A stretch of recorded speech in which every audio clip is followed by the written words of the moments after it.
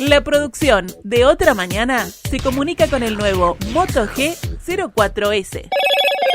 Hello, Moto.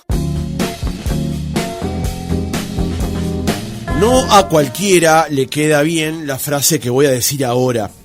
El periodista con el que vamos a conversar en los próximos minutos reportó las noticias más importantes de los últimos 50 años. Desde elecciones, caídas y ascensos de regímenes, hasta la llegada del hombre a la luna. Y más recientemente, la pandemia. Y este año revivió un momento fundamental de su carrera y también de la historia reciente, cuando regrabó su histórico reporte de quiénes eran los sobrevivientes de los Andes. Además, en el último tiempo también está en televisión, participando de álgidos debates que se dan tanto en los mediodías de Canal 5 en Buscadores como en la noche de los viernes en Canal 4. Hoy ponemos el viernes en el aire con Tomás Friedman. Tomás, ¿cómo estás? Buenos días, gracias por acompañarnos. No, es un placer estar aquí en este lugar y en esta radio tan querida, así que la última vez que estuve en esta radio fue cuando me entrevistó Abel Duarte. Ajá. Fíjate, cuando teníamos una muy buena relación, así que... Bueno, Abel, un ícono de Radio Oriental. Absolutamente, absolutamente. Y de la radio en general. Sí. Tomás, ¿hace cuántos años en la radio? ¿Cuántos años se cuentan esta historia ya? Y en Carve se cuentan 53 años. Y en radio 55, 56 años. Es una historia brutal. Es una historia brutal de la cual me siento feliz.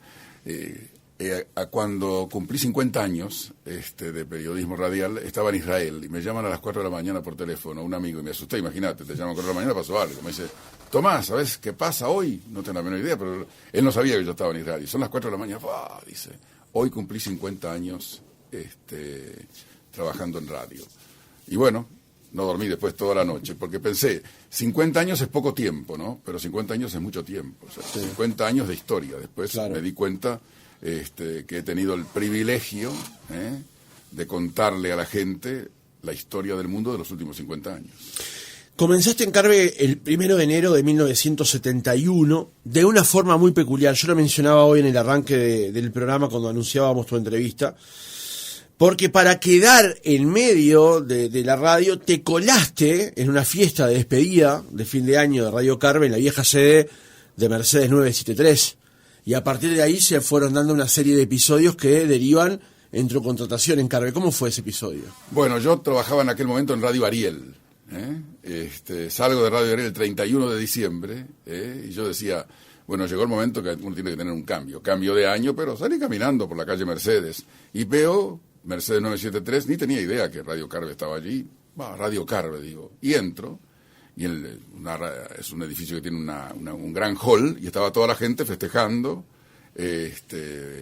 Me acerco a Never Araujo, que era el jefe de prensa en ese momento, le digo, buen día, señor Araujo, buen día. Me dice, bueno, soy informativista, me gustaría... Está bien, me dice Tomás, pero hoy 31 de diciembre, me dice, quédate acá ya que estás acá, si querés compartir con nosotros este brindis que vamos a hacer. Yo me voy de licencia, me dice, y en febrero volvés y charlamos. Y de atrás aparece una voz que dice, Never, a este hombre le hacemos una prueba ahora. Era Raúl Fontaina, un ícono de la radiotelefonía y de la televisión uruguaya. Y bueno, a Never no le gustó mucho en ese momento, ¿viste? Estamos acá, bueno, pero bajamos a grabaciones. Me dieron un papel leí 2 noticias y Raúl Fontana dice, esta es la voz de la radio. Así que habla con Never, me dijo, y después venía a hablar conmigo y arreglamos las condiciones. Y bueno, Never me dijo, bueno, es un placer tenerte aquí. Ahora me dijo, si querés empezar a trabajar en Carve, empezás mañana, 1 de enero a las 6 de la mañana. Le digo, Never, ¿y en qué vengo? No, me dice, esto está todo arreglado, la radio tiene un servicio de taxi, te van a buscar a tu casa y venís acá y vas a estar acá con otros 2 compañeros y arrancás. Así que ese 1 de enero a las 6 de la mañana de 1971, fíjate que el director de informativos era Omar de Feo, mira qué plantel, y el jefe de informativos era Never Araujo, era un plantel de estos de prensa que ya no existen más claro. Hoy, ¿no? 50 personas trabajaban. ¿Cómo era trabajar en un equipo de profesionales de ese porte, cuando además la radio era el medio señalado para informarse, para acompañarse, para entretenerse? Estamos hablando de una época sin televisión.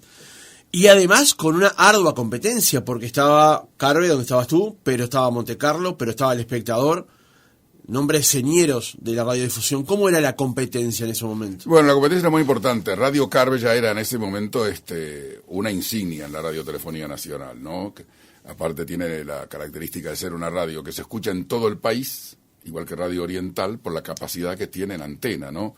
Entonces, es una gran responsabilidad, era de trabajar en ese momento, en una radio con una profesionalidad y con un trabajo de investigación de la información, con un trabajo fíjate que en Carve la palabra primicia no existía.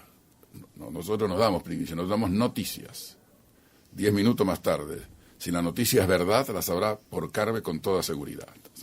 O sea, y bueno, con esos dos maestros, que fueron los que me enseñaron cómo se hace radio, cómo se redacta una noticia, cómo se hace una entrevista. Yo empecé a participar como ayudante de Omar de Feo en Tomándole el Pulso a la República. Un programa que paralizaba el país. Exactamente. 11 de la noche, ahí estaba la información que al otro día, todos los diarios, porque ahí estaba la entrevista del día, la noticia política del día, el adelanto de cómo iban las cosas. Entonces, ahí aprendí muchísimo lo que era moverse, sobre todo en el ambiente político, ¿no? Uh-huh.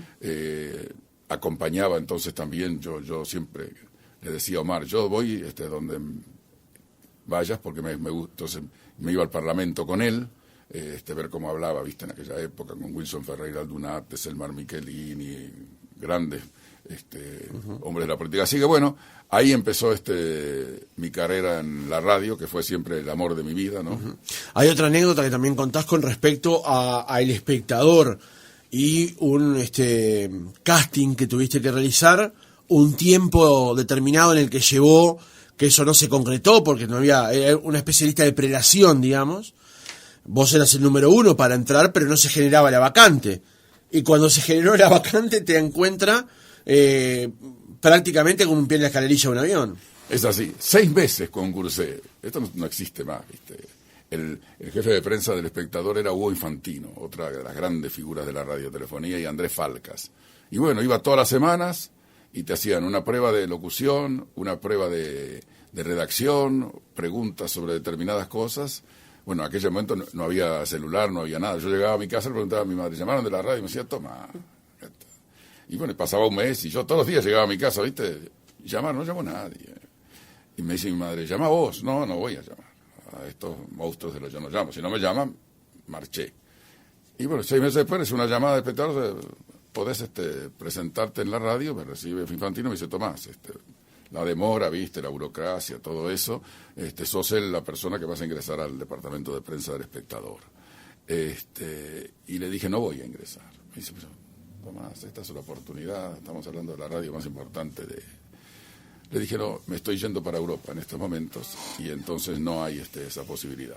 Y el número 2 era Horacio Mayer. Nada más y nada menos. Así que gran amigo, sí, bueno, con Horacio hasta ahora seguimos en contacto y siempre recordamos la neta. Dice, Tomás, por vos, no sé cuál hubiera sido mi carrera, era un muy buen periodista, dice, pero por vos estoy. Estuvo años en El Espectador, sí, años en El País, sí, y para los que vivimos en el interior también era la cara muchas veces de la radio informativa. Exactamente. Sí, un gran periodista, un gran hombre de radio con cual estuvimos en contacto durante todo el tiempo que él estaba. Yo volví un año después de Europa y volví al Espectador, y le hablé con ellos y me dijeron, no hay vacante en este momento, estás para entrar, cuando haya una, entrás. Y bueno, entonces ahí en ese momento me contacté con Jorge Valle, que era director de Acción y Radio Ariel, que tenía alguna relación de antes, y bueno, yo empecé a trabajar en Radio Ariel. Y después se vino lo de Carve. Sí. Tomás, hay una voz que te identifica, una potencia en la voz, pero también de escucharte cuando haces tus reportes internacionales, que en momentos de la pandemia la visión que tenías desde Europa era como ver el diario del lunes. También tenés una serie de latiguillos, como de palabras en las que te apoyás, que al escucharte uno captás mi atención. Cuando vos decís ciertas palabras, captás mi atención. ¿Cómo fue madurando ese lenguaje con los años? No, y fue madurando con la experiencia que uno va tomando, ¿no? Y cómo escucha uno otras radios y cómo escucho una de las comunicaciones. Yo tuve la suerte de trabajar con grandes hombres de la radiotelefonía de Uruguay y de otros países. Y bueno, la forma de comunicar, ¿no? La forma de tener una personalidad en la comunicación. La radio es un medio único. Ha pasado por altibajos, por esta magia, ¿no? Nosotros entramos hoy a la casa, nos están escuchando este programa tuyo, estamos en la casa de la gente, estamos en el auto, estamos en el taxi, estamos en el hospital, estamos en el campo. Nadie te deja entrar a tu casa, o sea, esa es la primera responsabilidad que yo aprendí. Hoy el que nos está escuchando nos dejó entrar a su casa, entonces primero respetarlo y después darle algunos elementos para que cuando escuchen mi voz sepan, este es Tomás Friedman. Y así fui generando toda una serie de formas de comunicar, pero lo más importante de la comunicación es que sea clara y que sea entendible para todos, porque la gente que le hables en difícil, yo creo que la gran masa de audiencia es la gente normal, el empleado, el estudiante, el jubilado, que quiere que le cuentes qué pasa, ¿no? Yo durante muchos años que viajé por todo el mundo, mi característica era contarle a la gente cómo vivía la gente en otros países. Y eso tuvo un éxito impresionante, porque yo caminaba por las calles de Londres o por las calles de Pekín y le contaba al que me está escuchando, miren, aquí en Londres la gente se levanta a las 7 de la mañana, se toma el ómnibus, se compra un café para ir a la oficina, bajan abajo y hablan entre ellos un rato, a las 10 de la mañana los ingleses van y se toman medio litro de cerveza. Claro. Y eso me trajo como conclusión, ¿no? Que es la conclusión. Me preguntan a veces, ¿cuál es la conclusión más importante de esta historia de tu vida? Que todos los seres humanos en el mundo tienen las mismas aspiraciones, quieren lo mismo para el futuro. Si tú hablas con una persona en Vietnam, en China, en Japón y en Tacuarembó, con una mamá, y le preguntas, ¿usted qué quiere? La respuesta es igual en todo el mundo, no importa la cultura o la religión. Quiero para mis hijos una buena educación, quiero un trabajo digno, quiero tener una casa donde poder vivir, quiero que mis hijos tengan futuro. Todo el mundo quiere lo mismo. Sí. Ayer para preparar la nota escuché un reportaje que te hizo hace 3 años Jaime Clara en Sábado Sarandí, donde decías esa misma frase y llegué a la conclusión de que era tan simple de ver y a la vez tan complejo. Porque es un sentimiento muy simple que, como vos decís, puede albergar cualquier persona en cualquier parte del mundo, pero advertirlo es complejo. Es así. Es así. Descubrirlo es complejo. Sí, pero mi inquietud fue siempre ver cómo vive la gente en el mundo, ¿no? Cómo vive en otros países, cómo vive en otras culturas, cómo vive en otras religiones, cuáles son sus expectativas, qué es lo que quieren. Y el mundo que estamos viviendo, que es un mundo hoy muy diferente al de hace 50 años cuando yo empecé, porque es más complejo, porque es más difícil, porque es más competitivo, sigue teniendo esa característica que es clave para los seres humanos, que los seres humanos quieren vivir en dignidad, vivir en equidad, tener las mismas posibilidades. Me preguntan, ¿cuál es el gran tema del mundo? La inequidad. La inequidad. Tiramos miles de kilos de comida por día y hay gente que no sabe si mañana va a tener un plato de comida. Claro. Tomás, volvamos al pasado. Hablabas de lo que era el trabajo en Radio Carve, lo de la no primicia, digamos, cuando había medios además que se jactaban de eso, por ejemplo, en Radio Monte Carlo, hermana de Radio Oriental durante muchísimos años. ¿Cuán distinto era trabajar en ese momento con respecto a ahora? Y no me refiero solamente a la parte tecnológica, que desde ya ha cambiado drásticamente todo, sino del trabajo de manejar la información, el contacto con la noticia, las fuentes, la certeza de que estamos comunicando algo que es cierto, y estamos comunicando hechos y no opiniones. ¿Cómo cambió eso en los últimos años? Y va cambiando porque todo este tema de las redes sociales, todo este tema de la inmediatez de la noticia, todo de WhatsApp, que todo es al minuto, que todo es al instante. Yo siempre dije de los medios de comunicación, y eso lo aprendí de grandes periodistas del mundo, que cada medio de comunicación tiene que tener su propia agenda.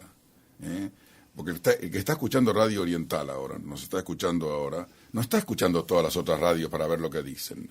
Yo me acuerdo que he tenido jefes decir, ¿y por qué no damos que, mira, la colega está entrevistando al edil sobre tal cosa? Porque nosotros estamos entrevistando al ministro. Esta es nuestra agenda, respetemos a nuestro oyente y vamos formando nuestra agenda. Entonces, hoy está todo este tema, viste, que es en la inmediatez, que vos tenés aquí la tele, tenés WhatsApp, tenés esto, te enteraste, tenés que ir al instante. Nosotros marcábamos nuestra agenda diaria, ¿viste? Siempre decía, Never venía temprano al radio, bueno, hoy la agenda nuestra es esta, ahí aportes, bueno, hoy vamos al hospital de clínicas, vamos a ver qué pasa con la basura, vamos a ver qué pasa con la intendencia, esta es nuestra agenda.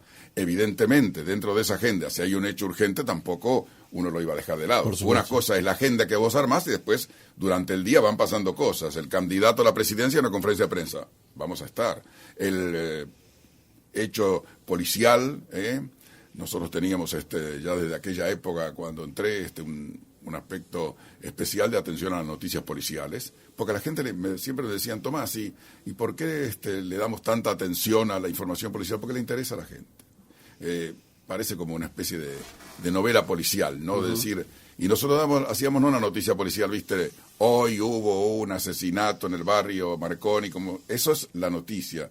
Nosotros tratábamos de que la noticia tenga un marco alrededor de qué es lo que pasó, porque el asesinato va a estar en todos los lados, ¿viste? Claro. Bueno, ¿por qué en ese barrio hay tanta inseguridad? ¿Por qué hubo un crimen de esa naturaleza, no?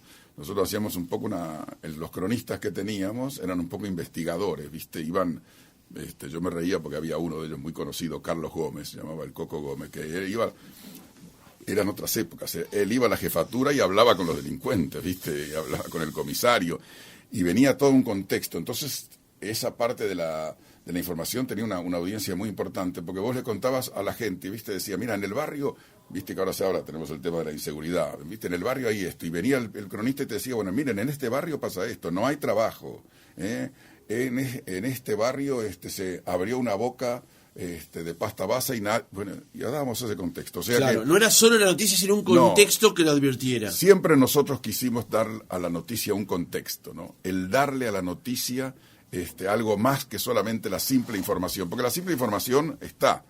Entonces nosotros siempre decíamos, Omar Alfredo decía lo mismo, agreguemos algo, agreguemos una cosa nueva, agreguemos un testimonio nuevo. Que sea nuestro, además. Que aparte es nuestro. Esto lo fabricamos nosotros. Y bueno, y así así fue creciendo y así hicimos toda una serie de cosas que tuvieron una repercusión muy grande por esa característica. Cada radio ha tenido en aquella época, nosotros, una era la Radio Montecarlo, que hoy sigue siendo una radio informativa, de primicia, de actualidad, era una radio que competía con nosotros. Con una cabeza como la de Sarkisian. Sí, además, ¿no? Que lo encontré ayer justo, a Nissan Sarkisian, 90 años tiene. 90 años. 90, y teníamos con él una excelente relación, porque él me decía, hacíamos competencia, pero estamos en otra.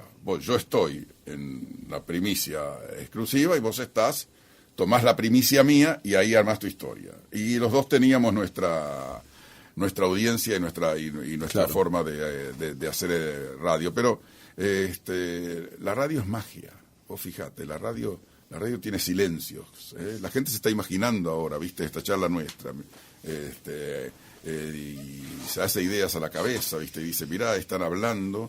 Entonces es insustituible. Sí, eso lo aprendí de Villegas. Gran amigo. Que Villegas además se lo contó a Jaime Clara, que le decía, bueno, a las 6 de la mañana hay que ir con un ritmo, pero no hacete amigo de los silencios. Hay que saber dónde poner un silencio para reafirmar, para cuestionar, para sorprenderse y sobre todo para dejar que el oyente interprete lo que acaba de ocurrir. Sí, yo tuve grandes discusiones, ¿viste? Incluso hasta con los directores de la radio, porque no entendían de un silencio de 30 segundos, o 10 segundos. El rey de los silencios en radio se llamó Hugo Guerrero Martínez, el peruano parlanchín, con el que trabajé en Carve y trabajé en Argentina, ¿viste? Él era un poco exagerado, digamos, se iba al otro lado, venía el director de la radio al estudio y decía, negro, hace 1 minuto y medio que no hablas. Y nada, pero él decía, cuando yo no hablo, la gente no se va, porque hacían prueba de rating, dice, la gente se va, no. Pues el negro decía, piensen un poco de esto que está pasando con la inseguridad. ¿No será que están fallando algunas otras cosas? Los dejo 20 segundos para que... Así que son las experiencias lindas que uno ha ido recogiendo. ¿Cómo fue trabajar con Never Araujo durante todo ese tiempo? Bien. Never era un profesional 100%, él me llegaba a la radio temprano para hacer un informativo muy tradicional de aquel momento, se llamaba El Reporter Eso, a las 7 de la mañana. Él hacía el Reporter Eso a las 7 y ahí armábamos la agenda del día. Bueno, en aquel momento escribíamos a máquina la Remington o la Underwood, y Never hacíamos toda la planificación, la hacíamos a mano.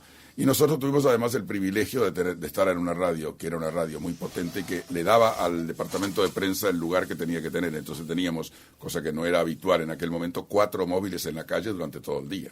Claro. O sea, que entonces un móvil en la feria, un móvil en la policía, un móvil en el hospital, un cronista en Casa de Gobierno, un cronista en el Palacio Legislativo, o sea que era un equipo grande de manejar. Y manejamos en la radio, en esta historia, grandes acontecimientos históricos. Te lo preguntaba porque mucha gente lo señalaba a Never como una persona cabizbaja, meditabunda, hasta a veces hasta enfuruñado. Y en realidad lo que uno advierte, yo nunca trabajé con él desde ya, pero que era una persona exigente, pero en primer lugar exigente con él mismo, ¿no? Y eso era lo que transmitía. Exactamente. No era un hombre de muchas palabras. Por eso decían que él hablaba lo justo, ¿no? Él hablaba lo justo. Decía, muchachos, esta es la planificación del día, a vos te toca ir al Parlamento, vamos a ir hoy al Hospital de Clínica, que hay un tema, el candidato a la presidencia hace una conferencia en la sede partidaria, organicemos esto.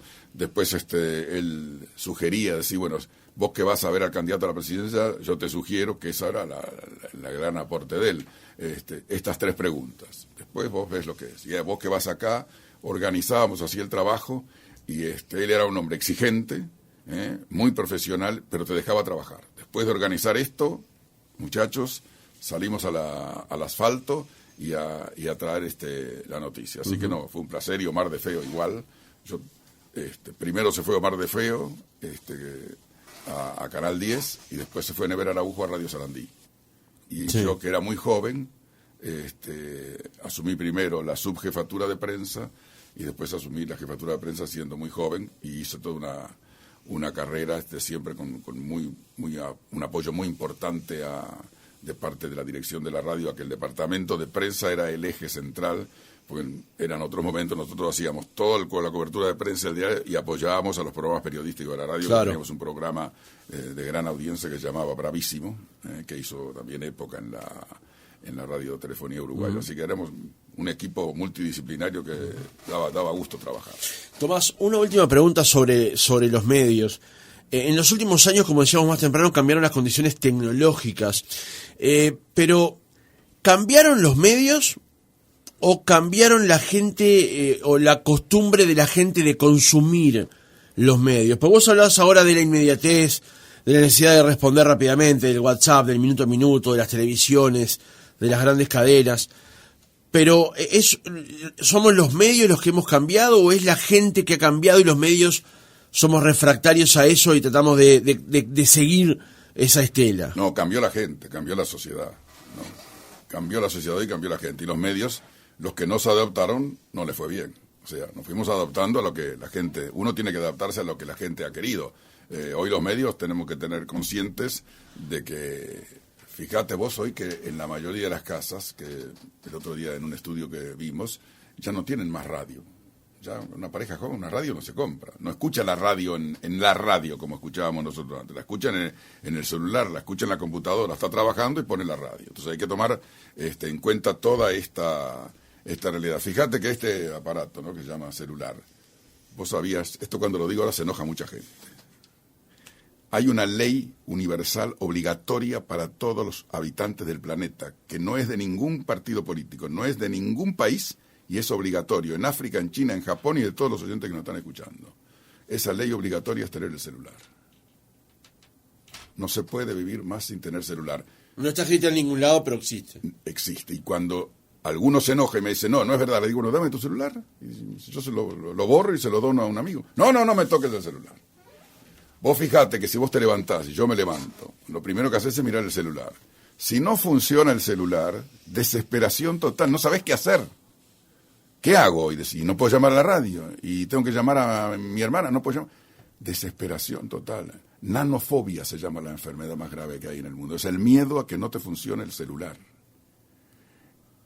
Esto es obligatorio. Fíjate que si yo hubiera venido acá a hablar contigo hace 20 años, te digo, mira, Frank, hay un aparatito del cual vas a poder hacer todo.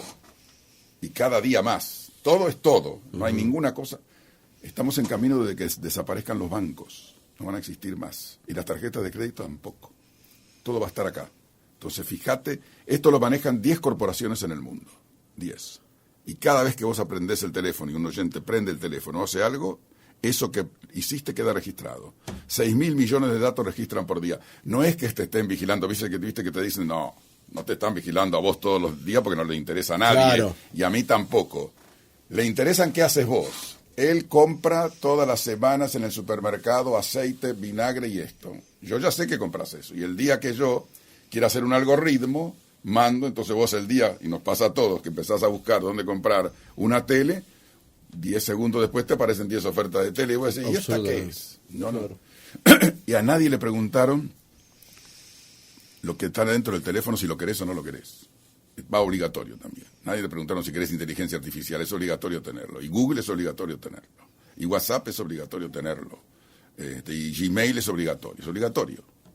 Suena un poco... Hoy nos pasa a los seres humanos que hay cosas que no elegimos. Las eligen otros. El 60 o 70% de las cosas que consumen los uruguayos tienen componente chino. Nadie te preguntó. Los chinos no quieren ser la primera potencia del mundo. Los chinos quieren que el mundo dependa de ellos. Se llama dependencia estratégica. Uh-huh. Fíjate en qué estamos. No elegimos nada. Nadie eligió. Vos tenés tu celular. Vos no tuviste opción B. Podés comprarte esta marca. Esta marca o esta otra. O este sistema operativo o este otro. El chip está hecho en China. Claro. Todos los autos del mundo, las grandes marcas, la computadora que tiene adentro el sistema electrónico se fabrica en China. Claro. El otro día, preparando esta entrevista, vi un reportaje que te hizo un colega en Maldonado, en Canal 11, donde mostrabas una preocupación similar también con respecto al tema de la inteligencia artificial y cómo eso está avanzando, y decías una cosa que yo lo había visto en varias crónicas, que es que al final de muchos artículos de muchos medios, de los más destacados del mundo, dice que la nota fue realizada por una inteligencia artificial. Ya no hay un ser humano escribiendo atrás, condensando una serie de notas, sino que es una inteligencia artificial a la que se le inyectan una cantidad de notas, de artículos, de temas, y expele un artículo. Y el medio dice, esto fue hecho a través de inteligencia artificial. Y a veces no lo dice, que lo hizo la inteligencia artificial. A mí me asusta mucho la inteligencia artificial. Yo lo tengo que reconocer sinceramente, porque es demasiado poderoso lo que viene y tampoco tenemos control. Lo que tú decís, mira, el 25% de cualquier diario del mundo lo hace la inteligencia artificial. De cualquier diario, no importa, no nombremos a ninguno, en todos. Porque hay determinadas cosas que por ejemplo, la página deportiva de un diario, ¿no? O de una radio como esta que tiene deportes, ¿no? Y que tiene una hora 25, ¿no? Y quiere tener organizado, si quisiera, lo puede hacer, el fixture del fin de semana, ¿no? Donde juegan, a qué hora, quién es el juez, etc. Se lo pedís a la inteligencia artificial, cuando llegas al programa, aquí está. No tengo... Hoy todavía el cronista deportivo... Un productor o... No, va y busca y dice, bueno, hoy juega en Peñarol Nacional, el domingo el clásico. Eso. Entonces, me da mucho miedo porque vamos a perder el control los seres humanos de muchas cosas. Como hemos perdido, como tenemos esto que es obligatorio, el celular, como tenemos los chinos que nos venden lo que ellos quieren, sí que nosotros preguntamos, se va a ir incorporando la inteligencia artificial. Uno se pregunta, ¿y qué hacemos? ¿No? La tenemos ya aquí. Contra la tecnología no hay ley que se pueda luchar. Apareció Uber, dijeron, vamos a sacar 4 leyes, y no hay manera. Apareció este sitio donde uno alquila un apartamento en cualquier lugar. Airbnb. Tiene 5 millones de apartamentos y no es dueño de ninguno. Lo han querido, le cambian el nombre. En México Uber se llama el auto de José. Entonces, ¿viste? Vos te tomás un Uber, si te hacen un control, te dice, Franco, ¿vos tomaste el auto de José? Sí, es un amigo mío. Vos le pagaste, es problema mío, si le pago o no le pago, ¿qué te pasa? Claro. Entonces, no. En los países inteligentes dijeron, no, vamos a hablar con Uber, vamos a decir, pagar impuestos, pagar al empleado la seguridad social, organicémosla. Con la inteligencia artificial me da miedo porque sustituye cosas a una velocidad impresionante. Entonces ya hay bares en el mundo que te atiende un robot. Ya hay aquí, en mutualistas, donde vos vas a la emergencia y ya no te atiende más el médico, te atiende un robot. Te pones la cédula, te dice, hola, ¿quién sos, Frank? ¿Qué te pasa, Frank? Me duele la cabeza, horrible. Momento, Frank, te vamos a hacer un análisis de sangre, te vamos a tomar la presión, te vamos a tomar esto, y voy a preguntar, pero yo vine a ver un doctor. Antes de ver el doctor, necesitamos ver eso. Pero, ¿viste? Entonces, te estoy hablando de cosas pequeñas, pero viene una sustitución que hay que prepararse. Ningún país se está preparando porque da mucho miedo. Claro. Acá en Uruguay, en un periodo corto, se van a perder 40.000 trabajos. 40.000, es mucha gente, que se va a quedar sin trabajo porque el trabajo que hacen no existe más. Entonces, hay un estudio muy importante de Ceres, de Ignacio Munjo, que ha hecho sobre esto, que decía, hay un libro sobre eso. Sí, claro. 40.000 personas, va a haber que darle un salario mensual para que puedan vivir, porque no hay... Y hay que preparar entonces toda una cantidad de gente. Hay profesiones que van a desaparecer. Claro. Tomás, para esta visión que tenés de las cosas y para haber reportado lo que reportaste tanto en la radio como en la televisión ahora, el hecho de haber vivido en Europa, del hecho de haber paseado por el mundo trabajando, ¿te da una visión más cosmopolita de las cosas? Absolutamente. La primera cosa que me enseñó, estuve 20 años fuera del país, ¿no? En varios países del mundo, me enseñó a valorar Uruguay. Yo siempre digo, los uruguayos que viven aquí no valoran el país que tienen. ¿Sabes por qué? Porque vos y yo ahora que vivo acá, ¿qué vivimos aquí? La cotidianeidad, el tema diario. Hay paro de ómnibus, aumentó la fruta, hay inseguridad, campaña electoral, el PIT-CNT hace un plebiscito. Vivimos la cosa diaria.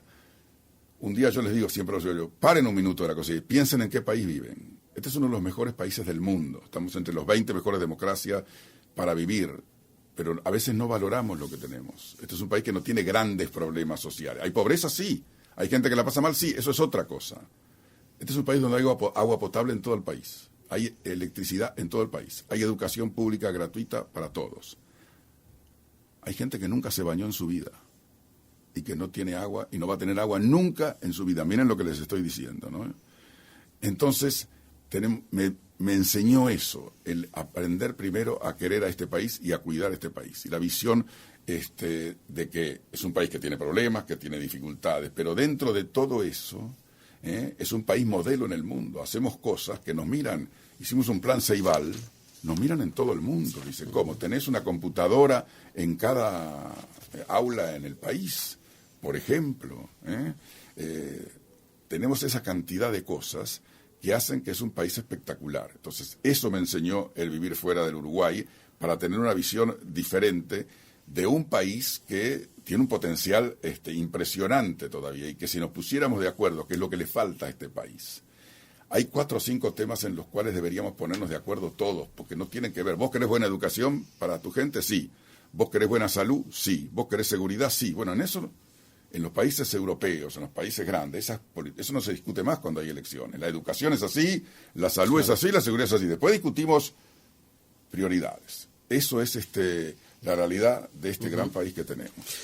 Y ese mismo hecho, después de haber estado aquí en Uruguay durante un buen tiempo, en este último tramo, ¿no te da también cierta frustración de que estemos entreverados, enredados en la cotidianeidad y en discutir problemas que, si bien para ciertas realidades son importantes, en otros aspectos entendés que eso no mueve la aguja y no termina por resolver los grandes temas? ¿No creés que a veces estamos encerrados discutiendo nimiedades? Y estamos en la chiquita.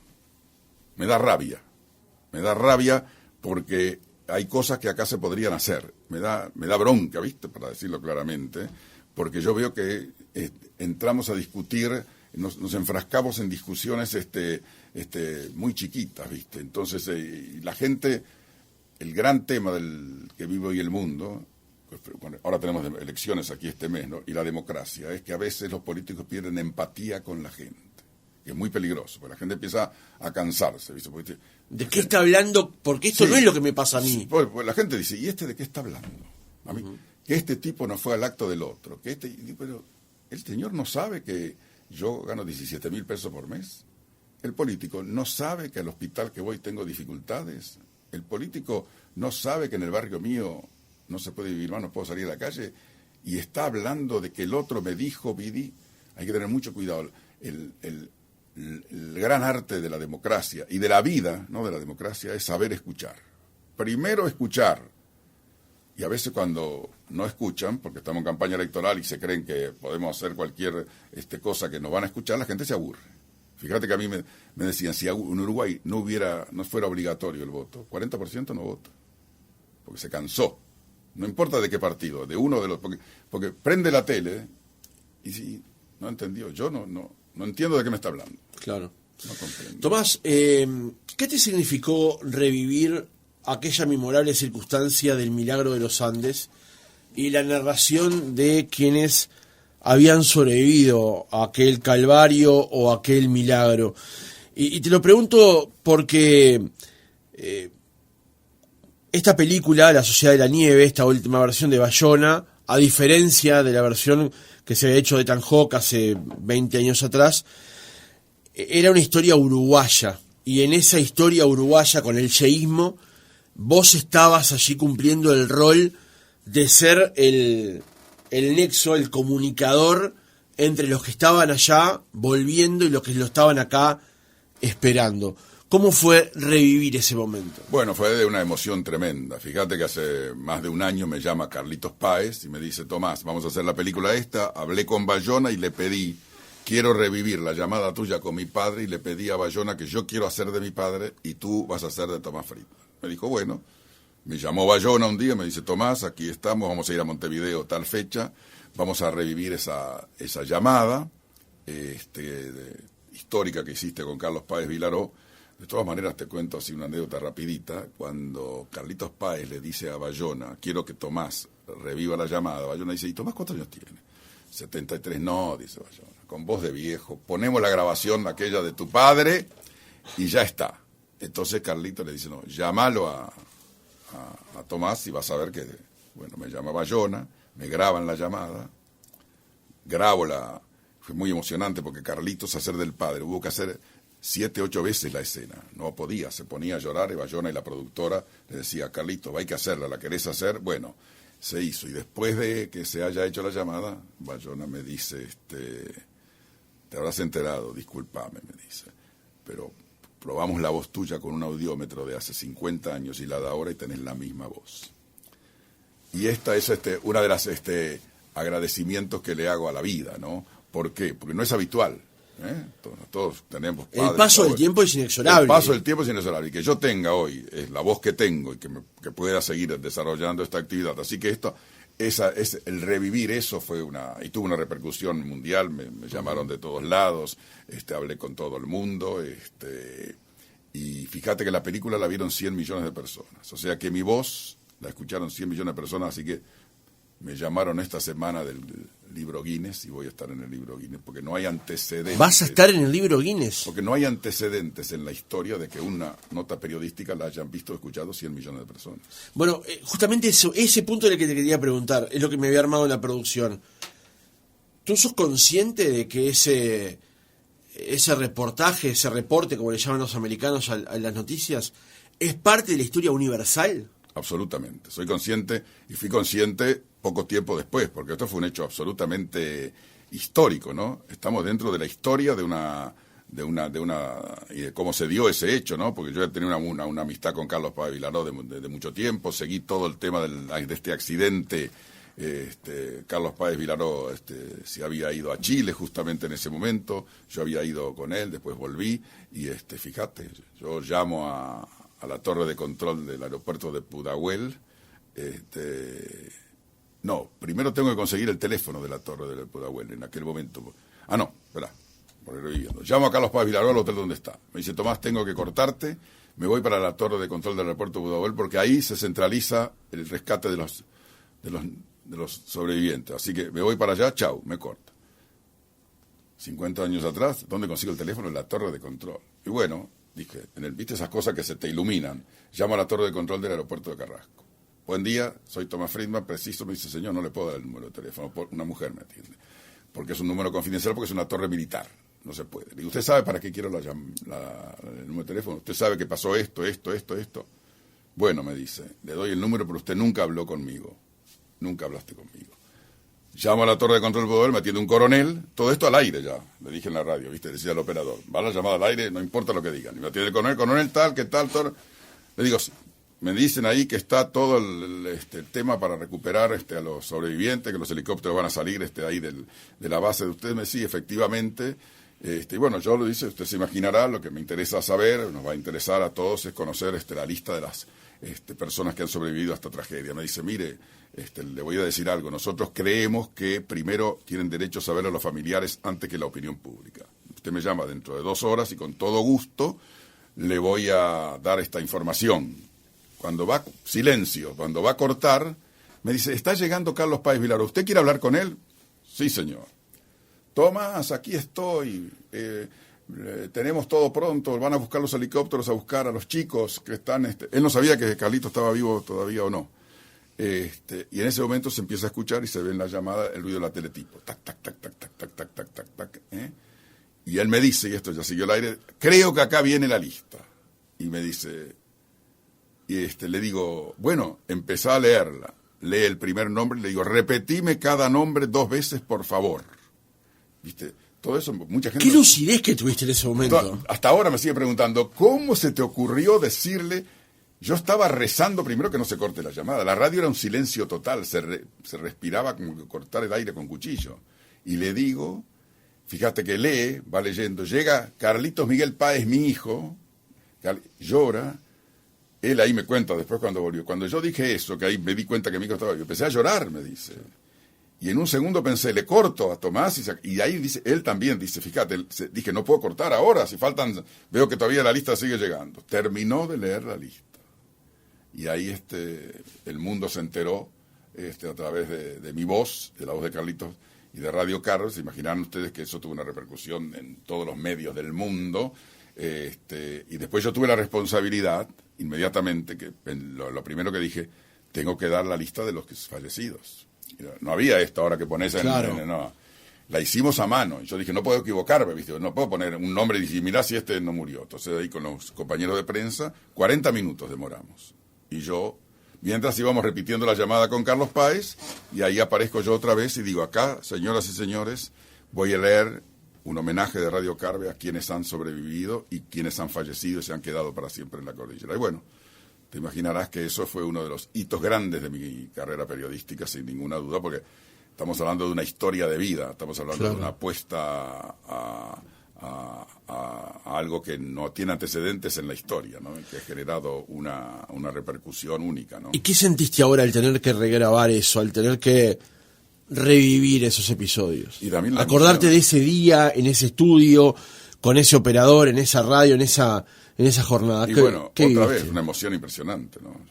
También me costó, así como a Carlitos Páez le costó, a él más que a mí, evidentemente, porque estaba reviviendo a su padre, haciendo esa llamada y su padre ya no está, pero a mí también, en ese momento, viste, volver a ponerme en el micrófono y decir que estaba frente a Carlitos Páez y que reviviendo esa llamada, fue realmente un momento impresionante. Y bueno, y después cuando vi la película, también.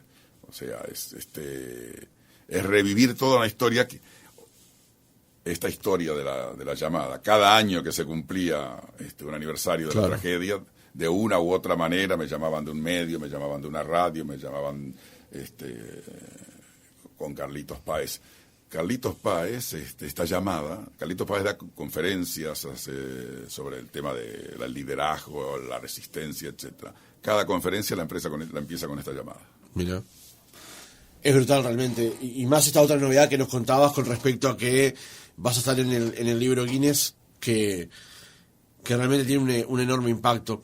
Tomás, ya acercándonos al cierre de la entrevista, de la charla más que del reportaje, sí.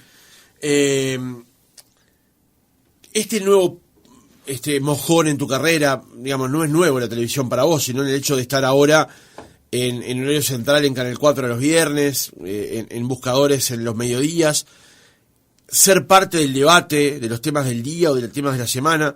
¿Cómo te estás sintiendo en este rol? No, me siento muy bien, me gustó siempre la la forma de poder realizar un aporte a un programa periodístico como Todas las Voces, o a un aporte como Buscadores, que son programas periodísticos donde uno tiene que prepararse, porque uno tiene que estudiar, porque viene cada entrevista, cada entrevistado, cada tema. Estamos en plena campaña electoral, hay que tener mucho cuidado, pero me siento muy cómodo, con mucho apoyo en los dos lados, en Canal 4 con la producción del programa, en Buscadores con los productores del programa. En la época nuestra no había productores, el productor era uno.